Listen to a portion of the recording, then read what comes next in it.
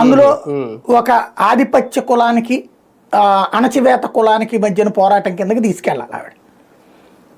అది ఇప్పుడు ఆవిడ ప్రొజెక్ట్ చేస్తుంది. బీసీనైన నన్ను లావు శ్రీకృష్ణదేవరాయలు దెబ్బతీసే ప్రయత్నం చేశాడు అన్నట్టు.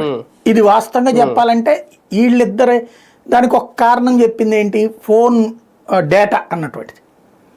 ఇప్పుడు మనకి మెయిల్ చేసినటువంటి వ్యక్తి అయితే అది నిజమేనని చెప్తున్నాడు.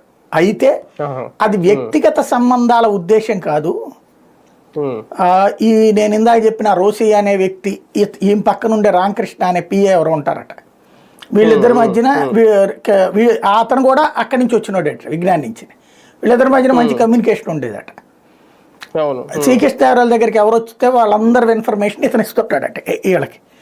విడుదల రజనీకి ఇతను ఎట్లాగా ఎక్కేసేవాడు, ఏందమ్మా వాడు మన పార్టీ వాడు అంటే ఇద్దరు ఒకే పార్టీ, కానీ లావు శ్రీకృష్ణదేవరాయల దగ్గరికి వెళ్ళాడు, మర్రి రాజశేఖర్ ఆయన అక్కడికి పంపించాడు, ఇట్లాగా నెగిటివ్గా చెప్పడం బిగిన్ చేశారు. అలా చెప్పిన వాళ్ళందరినీ ఈమె వేధించడం బిగిన్ చేసింది.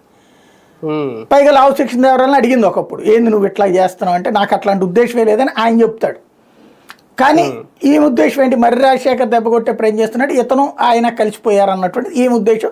ఈమె దగ్గర ఉన్న సిబ్బంది ఈమెను బాగా రెచ్చగొడుతోంది, అది ఆ కోణంలో నడుస్తుంది.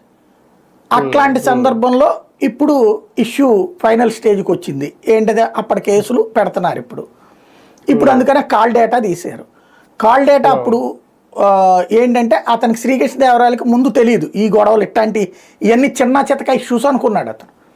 ఎప్పుడైతే రెగ్యులర్గా గొడవ పడుతోంది ఈవిడ, నాకేం